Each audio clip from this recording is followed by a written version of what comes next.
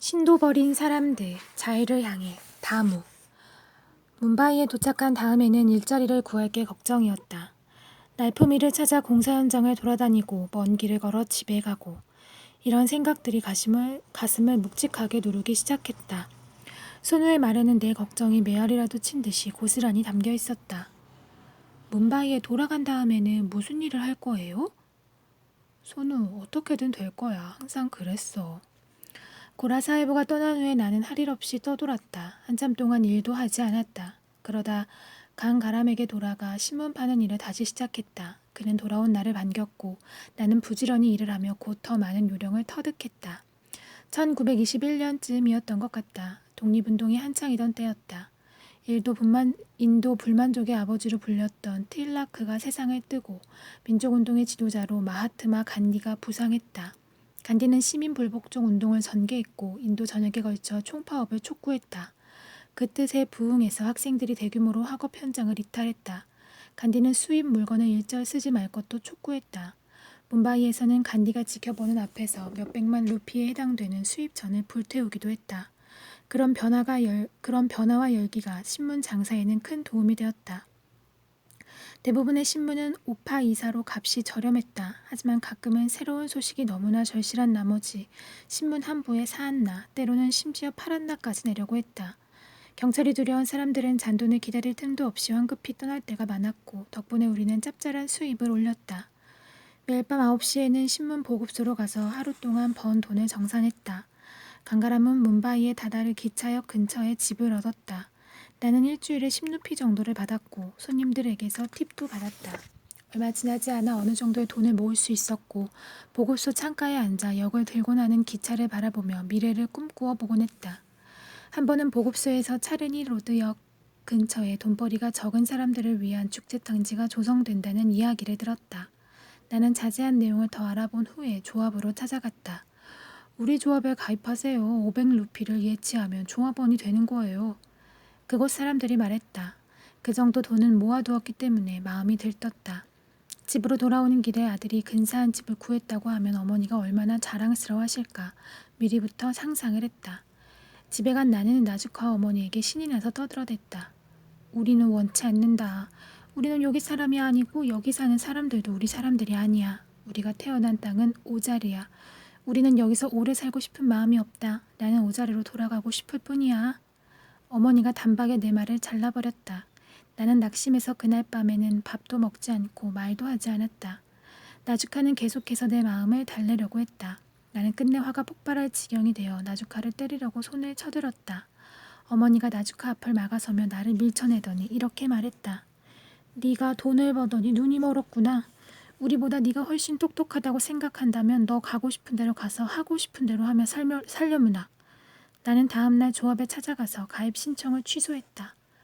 신문 장사는 번창했다. 저녁이 되면 보급소마다 돌아다니면서 하루치 거래를 정산하고 사람들의 안부를 물었다. 그런 다음에는 차를 마시며 이런저런 소식을 들었다. 마지막으로 들르는 곳이 뭄바이 사마차르 보급소였다. 장부를 정리하고 나면 기진맥진해서 신문을 바닥에 깔고 몇 장은 얼굴에 덮고 드러누웠다. 너무 피곤한 나머지 나도 모르는 사이에 코를 골 때도 많았다. 주위가 어수선해서 일어나 보면 다음날 새벽 4시였다. 공용 세명장에서 간단히 씻고 다시 보급소를 한 바퀴 돌며 그날치 신문을 받았다. 그렇게 2해가 흘렀다. 그리고 강가람이 갑자기 세상을 떴다.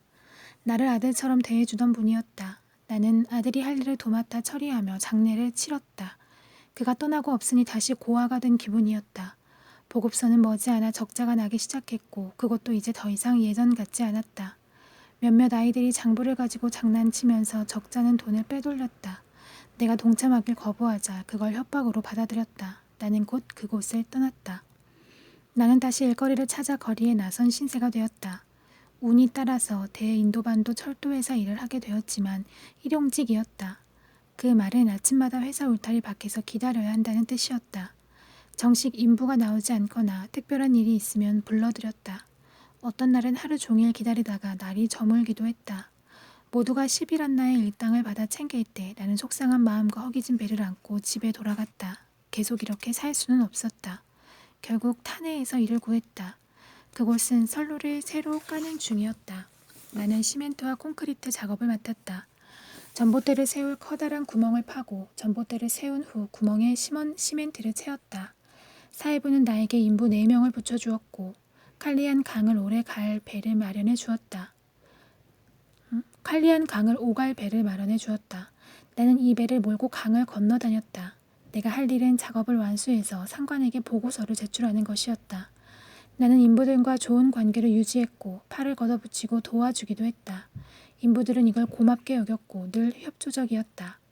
강 건너편은 야생동물들이 사는 울창한 숲이었다. 우리 말고는 사람의 그림자도 볼 수 없을 때가 많았기 때문에 으스스 겁이 났다. 내 5명이 한 조를 이루면 강을 건너가서 과일 열매나 타마린드 콩을 몇 자루씩 따왔다. 이걸 집에 가져가서 촌 사람들에게 나누어 주었다. 그 일이 끝나자 이번에는 파일 왈라들과 일을 하게 되었다. 여기서는 작업조를 파일이라고 불렀다. 이 일은 엄격한 규칙을 따라야 했다. 오래된 침목을 서로 밑에서 빼낸 후 새 침목으로 교체해 넣는 일이었다. 힘들고 고된 노동이었다. 인부들은 아침 8시에 집합했다. 앉아서 밥그리로 아침을 먹는 사람도 있고 일을 시작하기 전에 숙덕숙덕 수다를 떠는 사람들도 있었다. 나는 집에서 어머니가 갓 구워준 밥그리를 먹고 나갔다.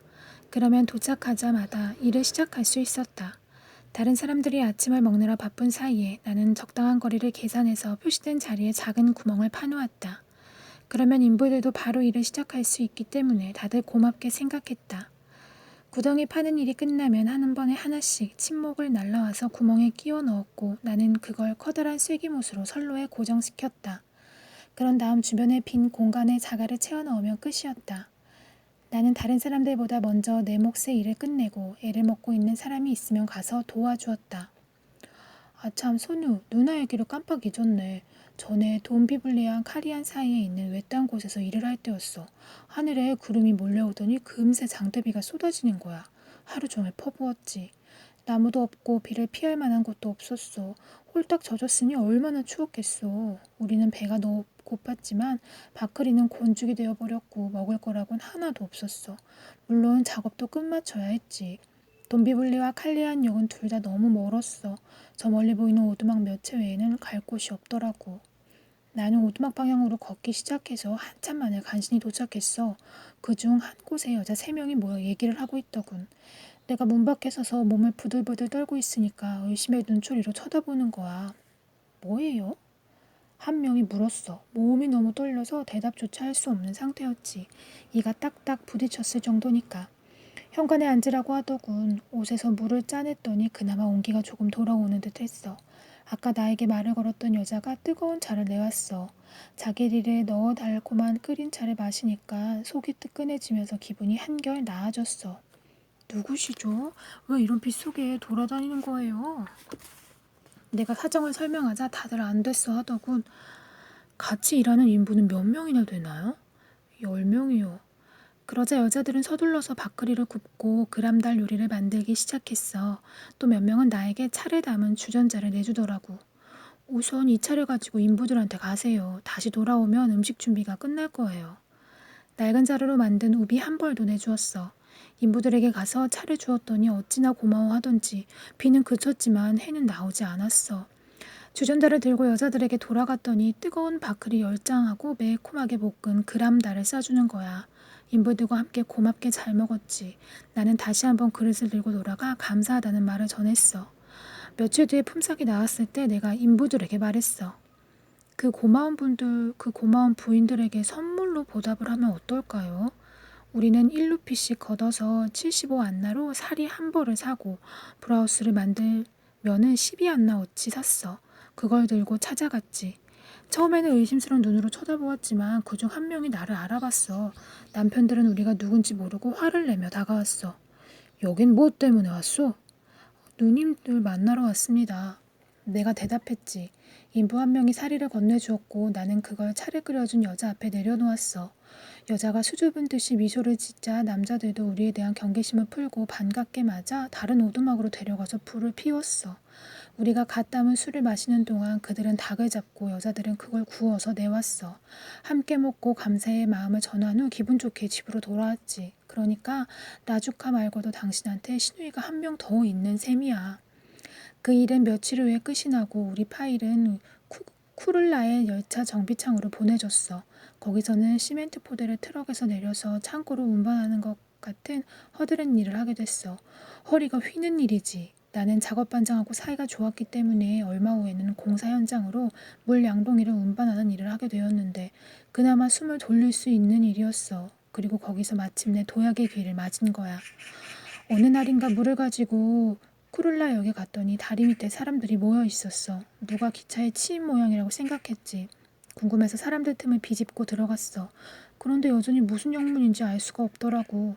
옆 사람을 붙잡고 무슨 일이냐고 물어보았더니 일할 사람을 구하는 중이라는 거야. 사람들을 밀치고 앞으로 나갔어. 고라사이버 한 명이 탁자에 커다란 장부를 펼쳐놓고 앉아 있었어. 아무도 고라사이버 앞에 제일 먼저 나설 업무를 못 내고 있었지. 사소한 일로 심사가 뒤틀리면 고라사이버가 총을 꺼내들까봐 겁을 냈던 거야. 나는 흔히 집사용 영어라고 하는 아랫사람들이 쓰는 영어를 조금 할 줄 알았기 때문에 앞으로 나가서 사회부에게 인사를 건넸어. 자넨 누군가? 사회부가 영어로 묻더군. 물론 알아들었지. 저는 남자입니다. 내 대답에 웃기 시작하더니 또 이렇게 물었어. 뭘 원하나? 일을 원합니다. 어떤 일? 어떤 일이라도 하겠습니다. 나는 그 자리에서 채용됐어. 내 뒤를 이어 수많은 사람들이 사무실로 밀고 들어왔지만 그는 달랑 3사람만 더 뽑고는 전부 돌려보냈어. 다음날 의사에게 검진을 받았고 그렇게 해서 1924년 11월 1일에 대인도반도 철도회사의 정식 직원이 된 거야. 그때 우리가 채용된 이유는 전기기차가 곧 출범할 예정이기 때문이었어. 나는 수습공이라서 여러 가지 일을 했어. 엔진에 엎질러진 기름을 닦고 기계에 기름을 치고 엔진의 부속이 과열되지 않았는지 확인하는 일도 했어. 전에 일용직일 때는 한 달 동안 죽어라 일해서 20루피를 벌었다. 하지만 이제 정식 직원이 되었고 한 달에 20루피하고도 팔 안나를 받았다. 내 상관은 윌리엄 사이브라는 사람이었다. 그는 내가 해야 할 일을 조곤조곤 설명해 주었다. 나는 열과 성의를 다했고 며칠 안에 많은 걸 터득했다. 사회부는 무척 만족스러워했다. 1925년 1월경에 첫 전기기차가 뭄바이에서 운행을 시작했다. 그 전에 있었던 일이 기억난다.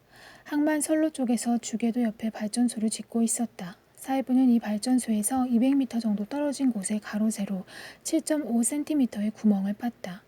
전기기사들이 하늘 위로 지나는 전선에 선을 연결해서 물을 담은 이 구멍에 한쪽 끝을 담갔다. 얼마가 지나자 거품이 일면서 물이 부글부글 끓었다. 그걸 보고 사회부는 전기가 들어왔다는 걸 알았다. 높은 사회부들에게 이 사실을 알렸고 모두 모였다. 몇 분 후 첫 전기기차가 들어왔다. 먼저 사장 사회부가 금전화와 망고잎으로 엮은 커다란 화환을 엔진에 걸었다. 우레같은 박수와 환호 속에 붉은 리본을 잘랐고 모든 임원들이 기차에 올랐다. 우리는 그럴 수 없었지만 그래도 기쁘게 박수를 쳤다. 나는 곧 빅토리아 터미너스라는 중앙역으로 발령이 났다. 사람들은 이곳을 줄여서 그냥 VT라고 불렀다. 고라 사회부들이 이전에 쓰던 인도 이름 보리 분데르를 버리고 빅토리아 여왕을 기려서 새로 붙인 이름이었다. 윌리엄 사회부도 그곳에서 일하고 있었는데 나를 보더니 무척 반가워했다. 그는 나를 믿었고 자리를 비울 때면 나에게 일을 맡겼다. 기차가 역에 들어오면 나는 기관사에게 무슨 문제가 없는지 물어보았다. 그가 원하는 것을 고쳐주고 엔진에 쌓인 석탄 그을음이며 기름에 흐른 것을 깨끗이 닦아냈다. 나는 절대로 일을 소홀히 하지 않았다. 기관사들과도 두루두루 친하게 지내면서 농담도 하고 즐거운 시간을 보냈다. 일은 재미있었고 월급도 25루피로 올랐다. 한 번은 지선기차에 불이 났다. 기차는 미친 듯이 경적을 울리며 역내로 진입했고 나는 그 소리에 깜짝 놀라 달려나갔다. 겁에 질린 승객들이 승강장으로 뛰어내리다가 다치기도 했다. 역 전체의 연기가 자욱했다. 아무것도 보이지 않았다. 사람들이 기차에서 허둥지둥 도망치면서 그곳은 완전히 아수라장이 되었다. 10분쯤 지나 연기가 어느 정도 갇혔을 때 윌리엄 사회부를 찾았지만 아무데도 없었다. 나는 사회부의 작업복을 입고 기차를 고치러 달려나갔다. 쇠 지렛대로 장갑한 마개를 열었다. 연기가 왈칵 쏟아져 나오면서 얼굴을 강타했다. 눈이 쓰라리고 눈물이 나와서 뒤로 물러섰다. 연기가 가신 후에 장갑판 안을 들여다보았다. 빨갛게 달아올라 있었다. 역의 청소부들에게 새로 된 양동이에 모래를 떠다 달라고 했다. 발갛게 달아오른 곳에 그 모래를 뿌렸다. 사람들이 잔뜩 몰려들었지만 나는 일에 열중한 나머지 주변에 사람들이 있다는 것도 알아차리지 못했다. 장갑판을 점검했다. 군데군데 녹아내린 쇠가 큼지막하게 뭉쳐 있었다. 그걸 긁어내고 모래를 뿌렸다. 카본 브러쉬도 점검했다. 하나가 비틀리고 안쪽이 부서졌다. 이것이 원인인 것 같았다. 이게 불을 낸 것이었다. 바람을 쏘는 도구를 가져다가 부서진 조각들을 쓸어냈더니 그 바람에 조각들이 날리기 시작했다. 행여 파편이 들어갈까 싶어 눈을 가늘게 떴다. 다른 카본 브러쉬도 꺼내서 사포로 윤이 나게 문질렀다. 모든 걸 깨끗하게 하고 잘 작동되게 만들었다. 그런 다음 한숨을 내쉬며 장갑판을 닫고 고개를 들었다. 그제서야 엄청난 인파가 나를 보고 있다는 사실에 깜짝 놀랐다. 기관사가 올라가서 시동을 걸었다. 아주 완벽한걸? 그가 말했다. 너무나 기뻤다. 승강장에 나와 있던 임원 한 명이 나에게 물었다. 자네 사회부 어디 있나? 나는 얼굴빛 하나 바꾸지 않고 거짓말을 했다. 네, 기차에 문제가 생겨서 그걸 고치러 반드라에 가셨습니다. 임원은 아무 말도 하지 않았다. 나는 땀에 흠뻑 젖어 스검정을 뒤집어 쓴 채 가까운 승강장 벤치에 가서 드러누웠다. 사회부 생각을 했다. 무슨 일이 있었는지, 내가 어떤 거짓말을 둘러댔는지 모르는 채 나타날까봐 걱정이 되었다. 사회부는 세우리역 근처에 사는 여자와 같이 있는 게 틀림없었다. 그는 매일 그 여자를 만나러 갔다. 그리고 나에게 이렇게 말했다. 무슨 문제가 생기면 기관사를 시켜 세우리역에 들어설 때 경적을 2번 울리게 해. 그러면 다음 기차를 타고 바로 돌아올 테니까. 그래서 나는 시키는 대로 그렇게 했다. 몇 분 후 사회부가 돌아왔고 나는 무슨 일이 있었는지 전부 말해주었다. 그가 보고서를 작성했다. 다음날 높으신 분이 우리 사회부를 불렀다. 나는 기차를 점검하기 위해 6번 승강장에 나가 있었다. 사무실로 돌아왔더니 사회부가 높으신 사회부의 사무실로 같이 오라는 연락을 받았다고 했다. 높으신 사회부의 사무실 앞에 서 있는데 가슴이 쿵쾅거렸다. 우리 사회부가 들어갔다. 나도 곧 불려 들어갔다. 인사를 하고 그 자리에 서서 가슴을 진정시키려고 애를 썼다. 두 사회부가 어떤 이야기를 영어로 빠르게 주고받았고 나는 거의 한마디도 알아듣지 못했다. 높으신 사회부가 금일봉이라며 나에게 심루피를 주었다. 자네는 훌륭한 직원이네. 이렇게 말하고는 나와 악수를 했다. 다시 인사를 하고 우리 사무실로 돌아왔다. 윌리엄 사회부는 남아 있었다. 잠시 후에 그는 대단히 만족스러운 표정으로 돌아와서 나를 보더니 빙긋이 웃었다. 무슨 일이에요, 사회부? 내가 물었다. 높으신 사회부께서 자네가 한 일에 무척 만족하셨어. 더 큰 일을 맡길지도 몰라. 그 다음날 철도에서 유니폼을 입은 사람이 오더니 우리 사회부에게 종이를 건넸다. 우리는 또다시 높으신 사회부의 사무실로 갔다. 오늘부로 자네를 승진시켰네. 계속 열심히 일해주게. 그가 말했다. 나는 전동기 기계공이 되었다. 월급도 올라서 이제 42루피를 받기 시작했다. 그리고 쿠를라 열차 정비 창으로 발령이 났다. 내가 새로 맡은 일은 밤사이에 그곳에 보관하는 모든 기차를 점검하는 것이었다. 엔진을 전부 열어보고 부서졌거나 망가진 부품이 있으면 교체해야 했다. 새로운 일을 시작하자마자 기차 운전법을 배웠는데 그래야 점검을 마친 기차를 출발 순서대로 역에 가져갈 수 있기 때문이었다. 기차를 가져가 그곳에서 기다리고 있는 기관사에게 넘겨주었다. 전에 함께 일했던 사람들이 나를 존경의 눈으로 바라보았다. 어머니가 이렇게 말했던 게 기억난다. 마침내 우리한테도 좋은 날이 찾아온 것 같구나.